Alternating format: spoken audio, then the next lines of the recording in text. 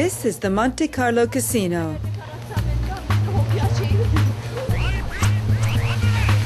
It's one of Europe's oldest casinos and said to be the soul both historically and financially of Monaco. A symbol of how this tiny principality went from being one of Europe's poorest regions to the richest. And once inside the casino, a tribute to history, a time back in 1863 when Prince Charles III believed a casino would lure Europe's aristocrats onto its tiny shores.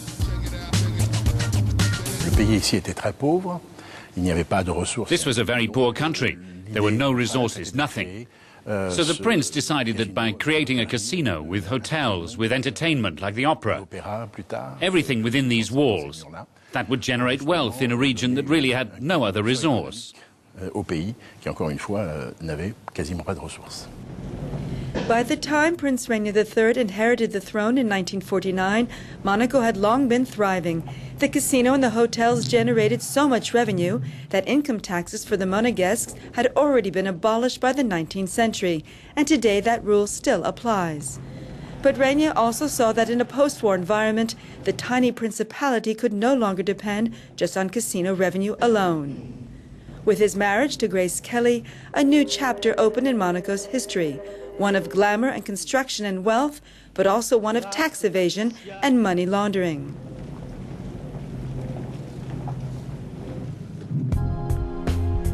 Today, Monaco's skyline bears testimony to Rainier's legacy, massive apartment complexes to house those who have sought tax refuge here.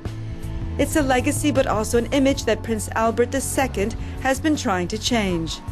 When the global financial crisis pointed the finger to tax havens, Albert vowed to put his house in order.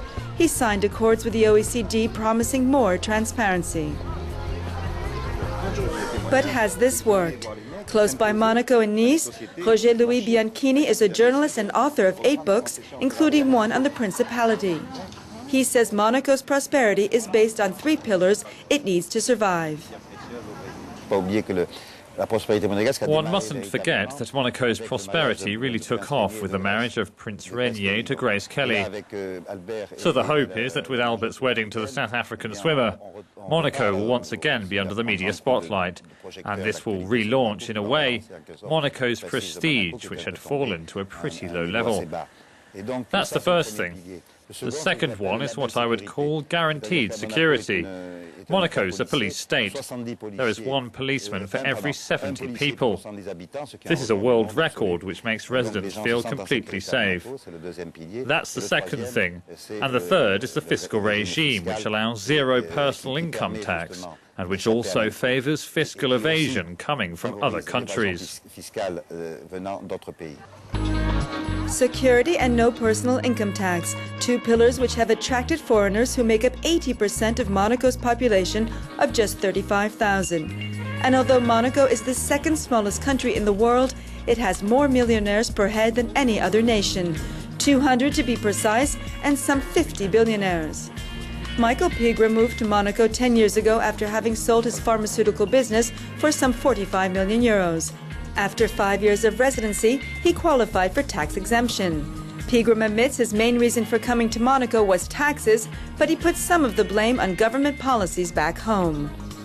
Let's go back to Mrs. Thatcher. I mean, what the studies then showed, I mean, Britain at one time, if you had unearned income, I think you paid 98%. You could pay 98% of certain income in tax. So anybody with any wealth went somewhere else. And there are always advisors who will tell you how to try to avoid tax. When the studies were very clear, I think they started in the States, that if you brought taxes down to reasonable levels, she brought it down, I was very surprised, something like 40%, that people actually are prepared to stay in their own country and pay the taxes there. Now, somewhere in all this, we have personal situations for tax planning. And, you know, I had a particular situation on capital gains, which made it very advantageous for me to do this. Pigre is honest about his situation. He says he hasn't cheated and still pays property tax in the UK. But with a global crisis seeing more and more EU countries introduce austerity packages which call for public spending cuts and increased taxes, Monaco, like other tax havens, seem out of touch with reality. Michel Dota is Monegasque. He owns an estate agency which sells apartments for as much as 30 million euros. He also heads Monaco's Chamber of Commerce. Dota says Monaco has worked hard with the OECD regarding tax evasion.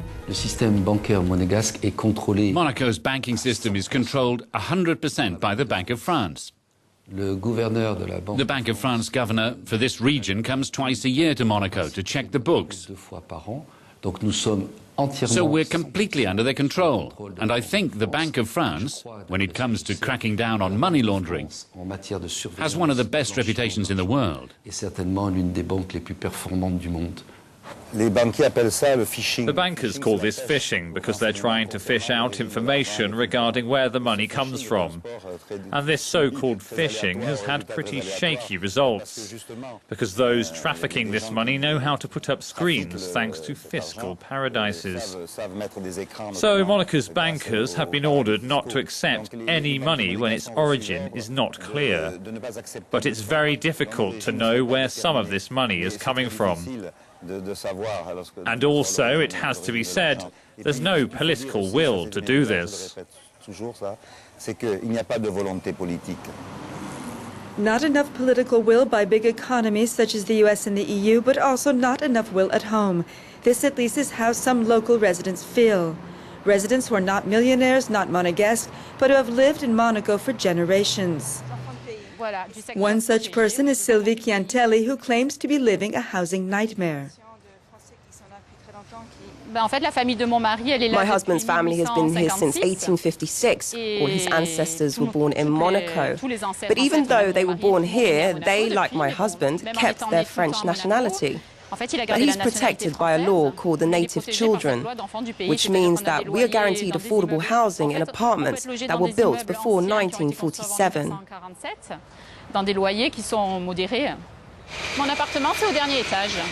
Sylvie, her husband and 3 daughters are surrounded by construction.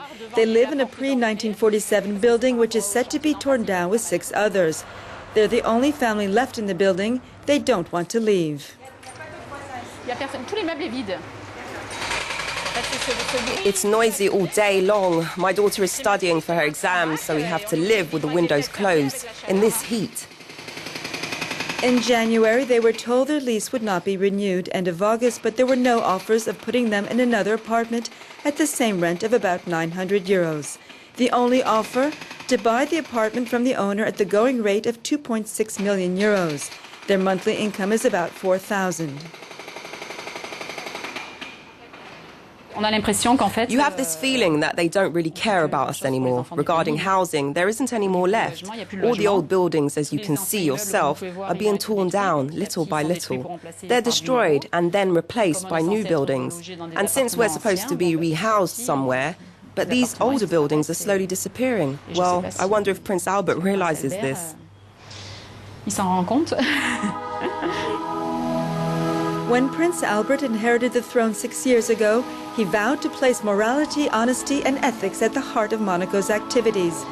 A pledge those both inside and outside Monaco hope will continue for generations to come.